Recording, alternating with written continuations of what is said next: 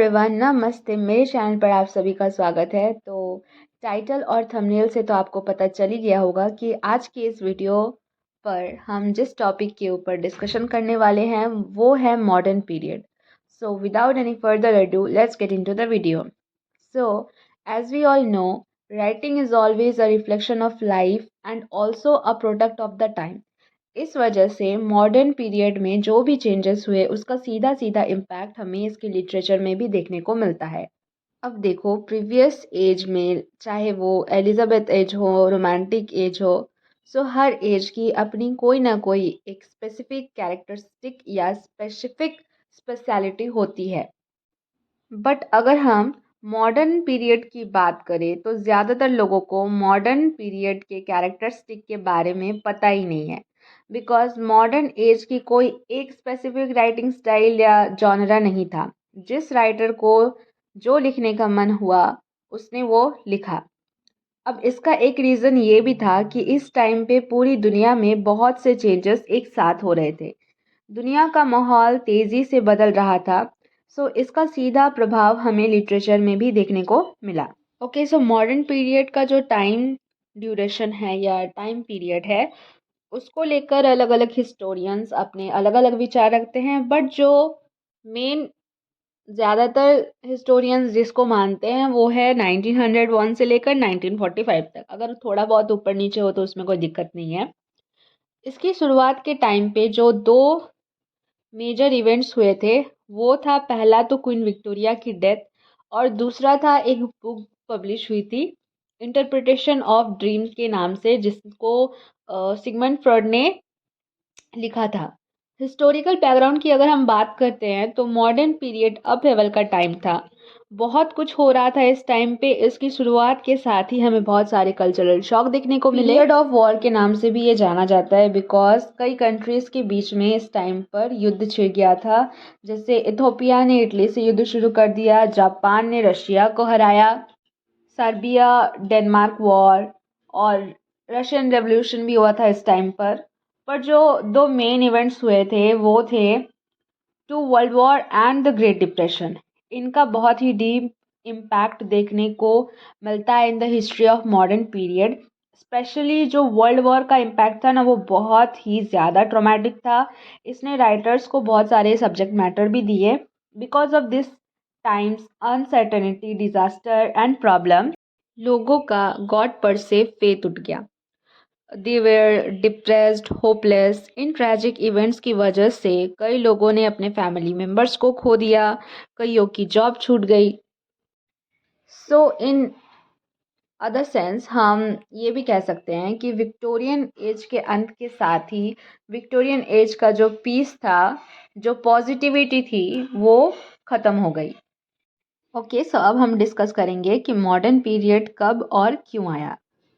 अब जैसे कि हम सब जानते ही हैं और मैंने वीडियो में कुछ देर पहले ही बताया कि विक्टोरियन एज के अंत के बाद मॉडर्न एज स्टार्ट हुआ। ऑब्वियस सी बात है, एक एज ख़त्म होगा तब जाके ना दूसरा एज स्टार्ट होगा। बट वेट, अगर आप एक प्रॉपर इंग्लिश लिटरेचर के स्टूडेंट हो तो आपको पता होगा कि हर एज के अंत और स्टार्टिंग से पहले एक सर्टेन टाइम पीरियड होता है जिसको हम ट्रांजिशनल पीरियड भी बोलते हैं, जिसमें हमें चेंजेस बहुत स्लोली देखने को मिलते हैं।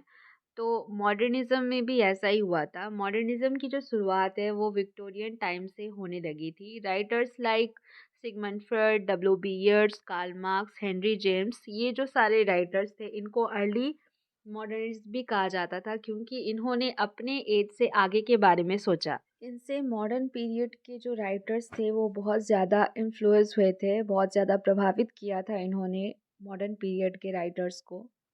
मॉडर्न पीरियड के लिटरेचर की अगर हम बात करते हैं तो इस टाइम पर बहुत सारे न्यू मूवमेंट्स, टेक्निक्स का यूज़ हुआ। राइटर्स ने stream of consciousness, interior monologue और multiple different point of view पर अपने वर्क्स को लिखा। अब देखो, वैसे तो मॉडर्न पीरियड का कोई फिक्स कैरेक्टरिस्टिक नहीं है, बट कुछ कॉमन कैरेक्टरिस्टिक है जो इस तरह से हैं। न्यू साइकोलॉजी रिसर्च ने इस टाइम पर मतलब मॉडर्न पीरियड के लिटरेचर को काफ़ी इन्फ्लुएंस्ड किया। सोशल एंड इकोनॉमिक सिचुएशन भी हमें लिटरेचर में देखने को मिली अनडाउटेडली। मॉडर्न एज ने मतलब मॉडर्न एज में जो लिटरेचर था वो सोशल एंड इकोनॉमिक चेंजेस से बहुत ज़्यादा इन्फ्लुएंस्ड हुआ था। In the 20th century modern literature reflect the changes brought by rapid industrial development on social condition. Likewise इसने मनी का जो इम्पोर्टेंस था, वेल्थ का जो इम्पोर्टेंस था इन ह्यूमन लाइफ, उसको भी शो किया। वर्ल्ड वॉर और द ग्रेट डिप्रेशन के परिणाम स्वरूप जो निचले स्तर के लोग थे समाज में, जो फाइनेंशियली उतने इंडिपेंडेंट नहीं थे, उन लोगों को और भी इकोनॉमिकली जो प्रॉब्लम फेस करनी पड़ रही थी उसके अगेंस्ट राइटर ने अपनी आवाज़ उठाई। Influence of the two world war was the main centre of this times works. All the literature मतलब जितने भी वर्क थे, 90% मोस्ट ऑफ द टाइम जो बुक्स पब्लिश्ड होती थी वो सब इस वॉर के, मतलब ये जो दो वॉर हुए थे उसका जो रिजल्ट निकल के आया उसके ऊपर ज़्यादा केंद्रित होती थी। मॉडर्न पीरियड के लिटरेचर ने सिनेमा और रेडियो का जो इम्पैक्ट था उसको भी शो किया था। They boosted the connection of people with literature. Modern period के राइटर्स के बारे में अगर हम बात करें तो स्टार्टिंग में ही मैंने कुछ राइटर्स के मतलब अर्ली मॉडर्निस्ट राइटर्स के नाम आप लोगों को बताए थे, like Sigmund Freud, W B Yeats, Karl Marx, Henry James, T S Eliot. तो जो मॉडर्निस्ट यानी कि जो मॉडर्न पीरियड के जो राइटर्स थे like T H Lawrence, Dorothy Richardson, James Joyce, Virginia Woolf ने कॉन्शियसनेस के फील्ड में बहुत ज़्यादा कंट्रीब्यूट किया था। So here is the end of the video guys. I hope कि वीडियो आपके लिए यूज़फुल होगी। मैंने शॉर्टली मॉडर्न पीरियड को एक्सप्लेन किया है इसमें। If you really like the video then give it a big thumbs up and also do comment share and subscribe to my YouTube channel. मिलते हैं नेक्स्ट वीडियो में। Till then stay tune, bye bye.